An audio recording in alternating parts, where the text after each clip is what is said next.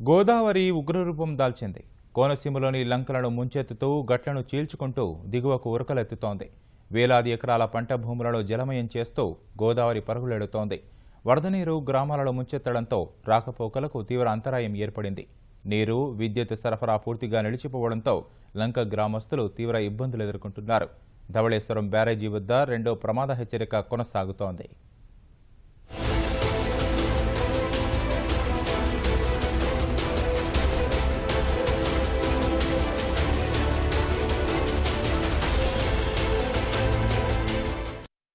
ఎగువ ప్రాంతాల్లోని భారీ వర్షాలతో గోదావరి ఉరకలెత్తుతోంది. తూర్పు గోదావరి జిల్లాలో అఖండ గోదావరి పరిధిలోని 5 మండలాలతో పాటు ధవళేశ్వరం, కాటన్ ఆనకట్ట దిగువన ఉన్న లంకలపై గోదావరమ్మ ఉగ్రరూపం చూపింది.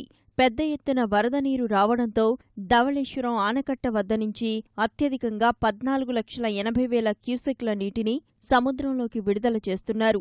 దిగువన ఉన్న లంక గ్రామాలు చాలా వరకు జలదిగ్బంధంలో చిక్కుకున్నాయి.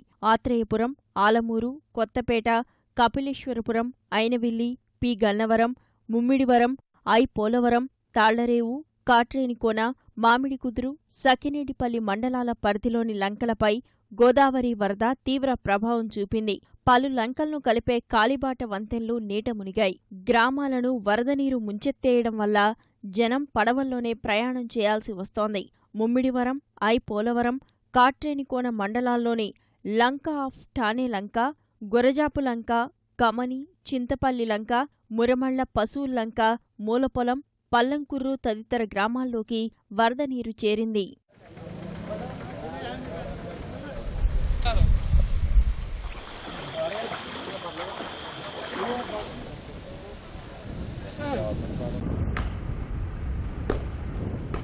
ఒక 6 రోజులు అయితే అసలు స్కూల్స్ కానీ కాలేజీకి వెళ్ళి కానీ వెళ్ళకూడదు. అలాగే ఈ 8 గ్రామాల్లో ఉన్న ఉద్యోగస్తులు కూడా ఉద్యోగాలకు వెళ్ళటం కూడా చాలా ఇబ్బంది పడుతున్నారు ఈ గోదావరి వల్ల.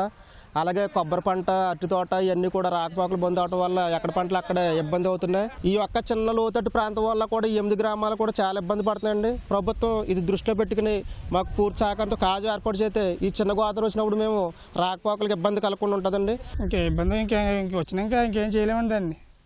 ఇంకా పచ్చేమేమీ లేదండి, నానపడవండి. మా పొలాలు కూడా మొత్తం మురిగిపోయినండి, కూరగాయల పంటలు మొత్తం అన్ని. గోదారమ్మ ఉగ్రరూపంతో చేతికొచ్చిన పంటలు నీటిపాలయ్యాయి. కోనసీమలోని లంక పొలాలను వరద నీరు ముంచెత్తింది. అరటి, బొప్పాయి, మొక్కజొన్న, చెరకు, కంద, మునగతో పాటు కూరగాయలు, పూలతోటలు నీట మునిగాయి. సుమారు 5,000 ఎకరాల్లో పంట నష్టం వాటిల్లింది. గోదావరికి వరద తగ్గినా లంక పొలాల్లో నీరు బయటకు పోవడానికి 10 రోజుల సమయం పడుతుందని, పంట ఏమాత్రం పనికిరాదని రైతులు ఆవేదన వ్యక్తం చేస్తున్నారు.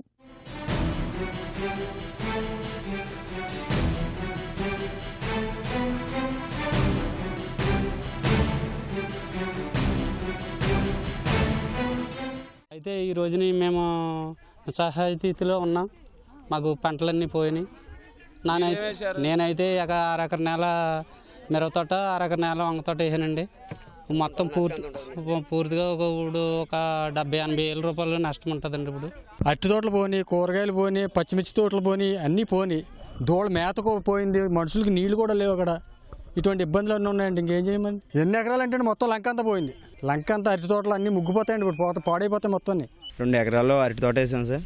3 లక్షల వరకు పెట్టుబడి అయిందండి. చెత్తులు అవి కౌలుకి తీసుకునేసామండి. 3 లక్షలు పెట్టుబడి అయిందండి. మొత్తం పోయినట్టే సార్. ఇది గోదావరి ములగడం వల్ల ఇది తయారై అవ్వలేదు సార్ పూర్తిగాని. ఇంకా మేము తయారైనా చచ్చిపోతాయి సార్ చెట్లు. ధవళేశ్వరం ఆనకట్టకు ఎగువన ఉన్న దేవీపట్నం, విలీన మండలాల్లోని గ్రామాలు ఇంకా వరద ముంపులోనే ఉన్నాయి.